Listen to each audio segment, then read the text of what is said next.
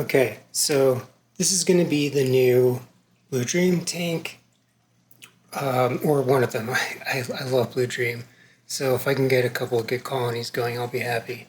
So this is the cherry shrimp colony over here. It's got a little algae, but it's doing really well. You know, everybody in here is doing really well. Lots and lots of babies in here too. But so about this guy. So I'm going to be trying a few different things. Just like I have never been able to get a successful carpet of Cuba going in a tank, but I have been able to get some of it going in just these little Tupperware kind of containers, just leaving them in a windowsill with some aqua soil. So I'm going to try aqua soil. I don't really like bioactive substrates that have fertilizers in them that much, but I'm going to give it a shot. We'll see. This might make me a believer. But I'm going to put down there's going to be a few different things. This is going to have, it's not going to have an under gravel, even though I like those for shrimp tanks. It's just going to have a hang on the back. But the aqua soil is going to go down on the bottom, and that's going to be the first layer. So I don't have a lot, I just have some, but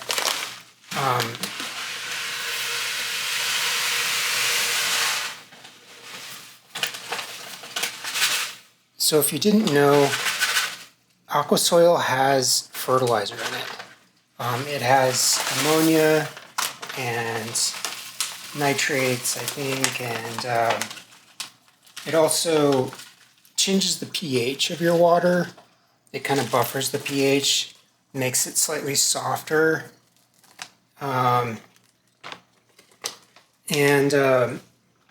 so for, say, something like neocaradina shrimp, and I'm going to put the soil in the front mostly because I mostly want this for the carpet.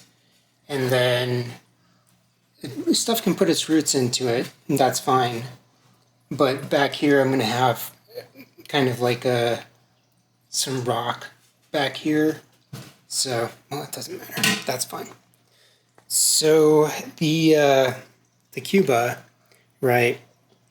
I'm going to do a little bit of a dry start with the Cuba, and then I'm going to do a sand cap on top of a sand and gravel cap on top of the aqua soil, because basically I want to keep, like, this stuff turns to mud over time. It is nutrient dense, and I don't want it to pollute the water. I don't want an algae explosion, you know? So I'm going to do a sand cap on it to kind of keep it where I want it. So yeah, I guess I'll just start. I'm just going to start putting this stuff in. So as far as sand and gravel, a few things. I can hear the groans. I'm going to be using my washed kitty litter. And then this is it's just kitty litter that has been rinsed and washed multiple times to get some of the dust and particulates out of it. And then, I have had some diadem problems in the past with this stuff, but I think that was partly the under gravel as well. And then I'm going to also have some, like, gravel. Like, this stuff is super cheap. Get a giant bag of it for like $5, right? I also got some Seachem fluorite kind of stuff that is sort of like a pewter color. It's they call it Gray Coast, but it has that kind of pewter color. And then this it's going to match well with the serious stone. So this is going down expensive, right? Like this bag, I think was like $25. This stuff is not cheap. And then I just have some of this gravel stuff, which is the same kind of pewter color. And all of this stuff is going to be kind of matchy-matchy with the nice serious stones that I've been collecting. So, okay, that's the plan. And then I have a little bit of sand just from my local creek. That's kind of like a dark color, so it should match pretty well, everything in here. That's going to be my sand cap. Don't want any of the aquaswell showing. Just want it to be on the bottom.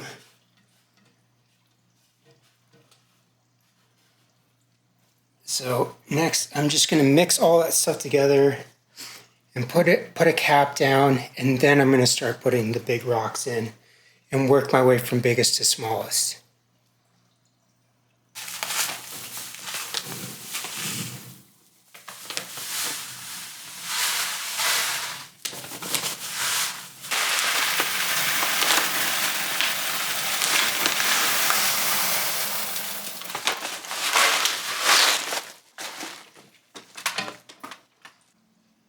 Okay, so the combination of all those should make some very nice,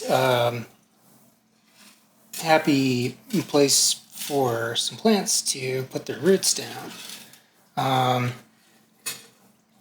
So I like that. I like how the aquaswell isn't showing.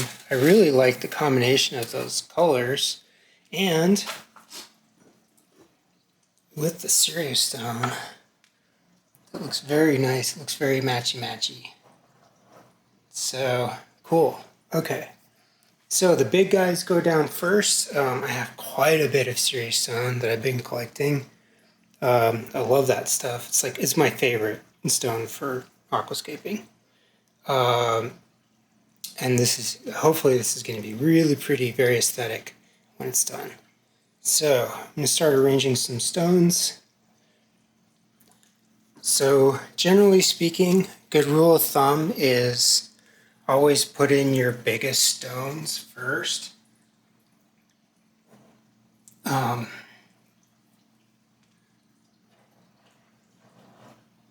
we go, that's nice. That's what I was kind of going for. So I do want to kind of slope this stuff up in this direction a little bit. Kind of like that. But not too much. Mix this stuff together a little bit, because I do want it to kind of go slope in this direction a little. But I want a decent amount of gravel sand down here too. So yeah, but you want to put down your biggest stones first, and then, kind of save, I guess, like the prettiest ones for last, kind of, right? Because hide the ones that don't really have any interesting kind of features on the bottom, and then put the really interesting, cool looking ones on the top. Okay, so yeah, this might seem like total overkill for a sand cap, but I do want some area just for roots and stuff to go down into this, right? And then I'm gonna have some taller stuff like stem plants in the back that I want to kind of grow out and over and sort of trail off this way. And then I'm going to have my carpet down here, and hopefully there's a window that's right here, and that's going to give the Cuba enough light with this tiny little 15-inch light that's on top of it too. So hopefully that's the plan, at least, right? So now I'm going to start putting my Cuba in. And just like fingers crossed, right? I have struggled so much with this stuff. Um, so yeah, I'm just gonna kind of put it all around, and I'm not even really like planting it necessarily. I'm just gonna plop it down, and then I'm gonna do a dry start, and I'm gonna try and let it put its roots down. So basically, the sand, the kitty litter, all that stuff is hydroscopic. So you can see if you take aqua soil and you just like squish it in between your fingers, it starts to break down and it just turns to mud. So and then it's nutrient dense, right? It has a lot of fertilizer and stuff in there, and that's not what I want and also I don't want anything to buffer the pH and the water hardness and all that, because it's going to be a neocaradina tank, not a caradina tank.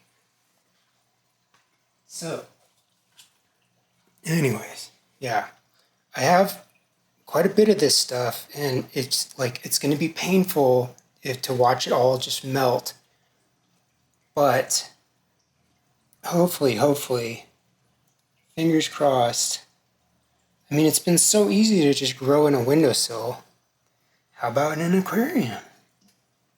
Okay, so now I'm going to start putting in dirty water, change water. Has some nitrates in it, maybe a little bit of beneficial bacteria and stuff like that. This stuff has been sitting in the aqua soil for a while. I don't know if it has any nitrifying bacteria in it, really. But anyways, so I'm trying to just sort of clean some of the sand like off of the faces of these rocks, because I like how the rocks look, but not move too much of the sand like where it is. I kind of want it where it is. But this stuff should just soak in, and then it will eventually, once the water level gets up to like here or so, then it will soak in and give these guys some water to their roots. So I'm just going to keep filling this up with dirty tank water for a while until it's like up to here about. And I'm going to take my time and make sure that all this stuff gets its roots into the soil first before I flood. And just keep my fingers crossed that everything just doesn't die and melt. So I was out of town for a few days and just kind of let this guy do its thing. And all of the my Chrysanthemum cuba, dwarf baby tears, is doing really good. In fact, the stuff that was more kind of submerged actually looks a little bit healthier than the stuff that was out of the water. Like you can see, this stuff over here is not looking as good as the stuff that's actually totally submerged. So that's a good sign. That's what I want. I want this stuff to thrive underwater. And nothing's dying back. It's not turning brown or anything. So I'm going to go ahead and flood. The tank, and then I'm going to put my long stem plants in the back. Okay, so now that I've flooded, I think I'm going to put a hang on the back on this guy. I really like these a lot. These Aqueon Quiet Flow guys. So for one thing, the pump stays submerged. The pump stays in the water, and that just you put a little sponge on the back on the uptake of the the pump, and it just makes these things last forever. It's like the pump never gets clogged, it never runs low on water, and then grinds its gears. They just last forever and ever. And I don't use the filter cartridges. I just use these. I take like cycled media bags or whatever and pop them in there. So this is a 15-gallon tank. So I got a 20-gallon hang on the back filter for this guy, and yeah, you can see in here, just like your every other hang on the back, it has one of these little filter floss things, but it also has this guy, this little aeration kind of bar, and then this is for ammonia. They come with these little things, these little lights, which you don't have to use them. you can pop them off, or I think you can at least. But basically, like, they're gonna blink when it thinks that your filter needs to be changed, but you don't have to use those. You can just take those off. So yeah, I have a cycle sponge. This was run on another tank for a while. So basically, once you've cycled a sponge, once you've cycled like a media bag, even if it dries out, if it's not active, it just needs to be exposed to ammonia and nitrite, and it will reactivate that bacteria. But I also have a cycled media bag that I'm going to pop in the back. Okay, so now that I've flooded, the first stem plant that I want to put in is this nice hydrocodal Japan. And this stuff should kind of do its little vine thing and crawl up over the rocks. So I think I'm going to put it at the base of the rocks and try and get it to climb upwards.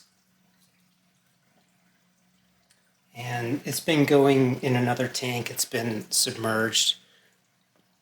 So it should be just fine getting put into here, and it shouldn't die back at all, turn brown or anything.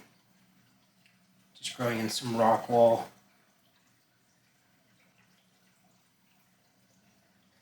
Got a few nice stems.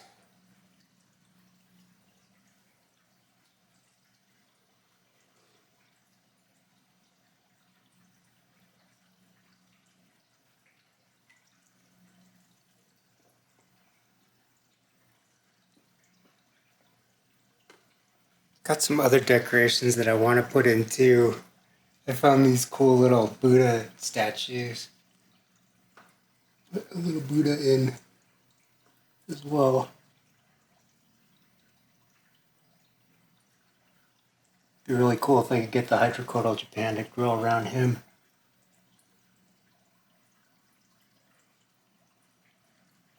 I'm also going to put in some guppy grass in the background as well. And this stuff will float and start to put roots down. I just need to let it develop its roots first.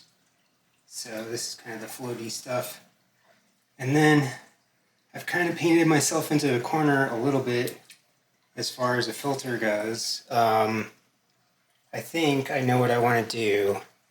So this guy's been cycling for a while. The carpet's doing pretty good. It is kind of growing upwards a little bit. I think that if I gave it a trim, that might encourage it to move in the right direction. But it's doing really well. It's not dying back. So I think that with the combination of the light that's up here and this window that's right here, I think it's getting enough light, which is the good thing. I had a few little bladder snails in here, and then I'm seeing some algae, like some diatoms, and then some soft green algae. and I tested the water and everything. Everything looks good. So I'm going to start moving some shrimp. I'm going to start moving some of my Blue Dream colony into here. I do want this to be a Blue Dream colony, a healthy, successful Blue Dream colony at some point. I managed to finagle the hang on the back into that corner back there where I wanted to for now. So that's going to be fine. That's plenty of filtration. You know, it's like a 20 gallon filter. This is a 15-gallon tank. So I'm going to start moving some shrimp in. Okay, we got the Blue Dream colony. And yeah, these guys were not doing so hot for a while. I'm really glad that they bounced back. You can see there. So it's lunchtime. Everybody's over here pigging out in the little feeder tube thing. So I'm going to try and nab a bunch of them. And the best way that I know how to do this is to use the breeder box. So this thing, apparently I have a leak, but it's at the top of the tank coming down from this side, which is like the best place to have a leak. But so this thing, basically it just hangs on the side of the tank, and then it has a little tube, and you hook an air line up to it, and it really gradually just drips into here. Actually, I'll show that when I move everybody. But for right now, I'm just going to try and scoop up a bunch of water from here, and maybe even scoop up some shrimp, and then get them in here first, and then move them over to the new tank. Okay, managed to nab quite a few. There's probably 10 in there. They kind of wised up when they saw what I was doing and going around the feeding dish and scooping them up. I got all the easy ones that were easy to get. So I'm going to start adding these guys, and then planning on doing something with this tank later. So, but this is a good start. You know, if like 10 is a good start, and then like next week I'll probably try and grab a few more. But I'm going to start acclimating these guys now. Okay, so how this guy works is it just bubbles. You know, you can adjust this right here on the side, and this is supposed to be a breeder box. Like if you have, I don't know, like a mated pair of fish or something, or if you just have little babies, little fry that you don't want to get eaten, you can pop them in here, and then it sort of hangs on the back of the tank, and the water cycles in and out of here. But this is the best way that I know how to drip acclimate shrimp. So you can adjust the flow just so that it drips like very slowly, like a little bit. You don't want it to fill up too fast. Don't want it to really shock them, but it'll let them get used to everything different about the water, you know, the water hardness, the pH, the temperature, all that stuff, because shrimp are more sensitive than most fish. They're more sensitive to a lot of things, water quality wise. But I'm just going to let this kind of do its thing and drip, and then after they've been in there for probably at least an hour, then I'm just going to take it, I'm going to dump everybody in. Okay, so these guys have been acclimating for about an hour. I noticed that there is a couple of hitchhikers. There's one bladder snail, looks like, and I see a scud. I saw a scud. There he is. Not the end of the world. I'm not one of those people that's like, we need to go nuclear anytime you see a scud. Okay, there's two scuds in the shrimp tank already. But, you know, it's okay. So, time to add these guys. So I'm just going to take off the little dripper thing. And then just going to lift this guy and put everybody in.